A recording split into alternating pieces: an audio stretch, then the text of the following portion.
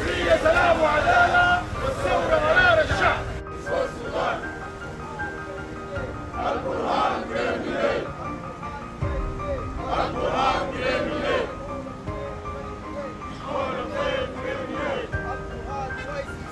القرآن وICC. القرآن وICC. الكتاب وICC. Peace and justice. Peace and justice.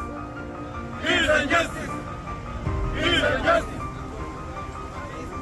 Peace and justice for Sudan. Peace and justice for Sudan. Peace and justice for Sudan. Peace and justice. Peace and justice. Peace and justice.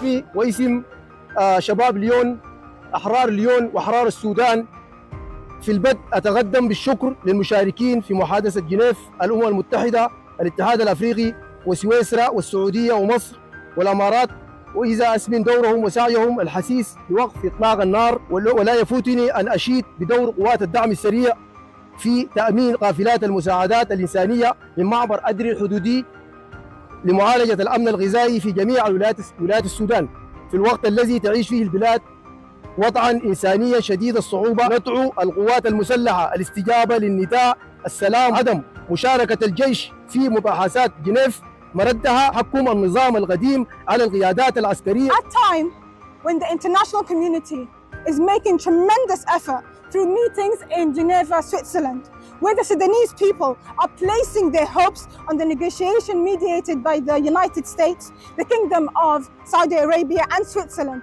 with the participation of the United Nations, the European Union, the African Union, and the IGAD, aiming to reach an agreement between the warring parties to cease fire for humanitarian purposes, open safe corridors for humanitarian aid, and preventing more than 25 million Sudanese from falling into the trap of famine, with which all UN agencies and many international humanitarian organizations have warned about.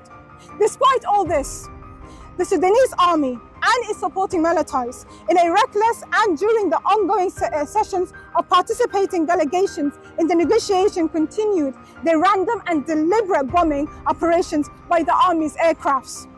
The army targeted innocent civilians in the cities of Al-Dain, Al-Hisahisa, Al-Tuwaisha, Durman, Mbadda, and Al-Kuba on August 20, 2024. These attacks resulted in the deaths and injuries of dozens of civilians, the displacement of thousands from their homes and farms, and the loss of livelihoods from livestock and agriculture, in addition to the destruction and devastation of civilian infrastructures such as hospitals, schools, and places of worship, as a result of direct targeting by the army's aircraft.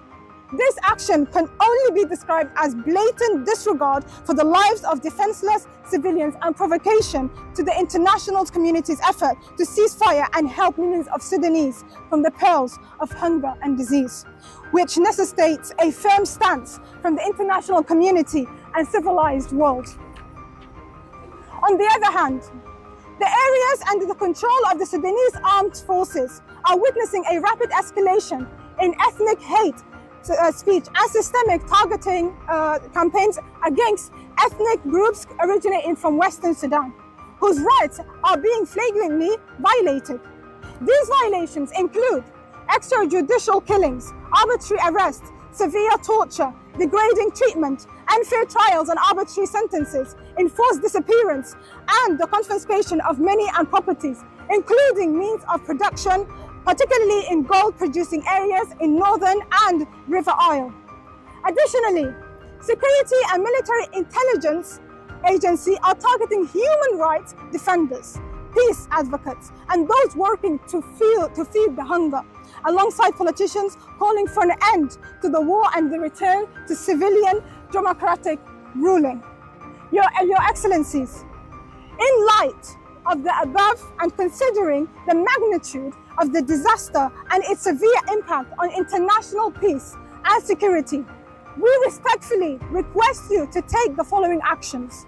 Number one, immediate enforcement of United Nations Security Council resolutions on the arms of embargo in conflict areas in Sudan. Number 2, the immediate imposition of no-fly zone across Sudanese airspace to prevent its targeting and killing civilians and destroying vital infrastructure.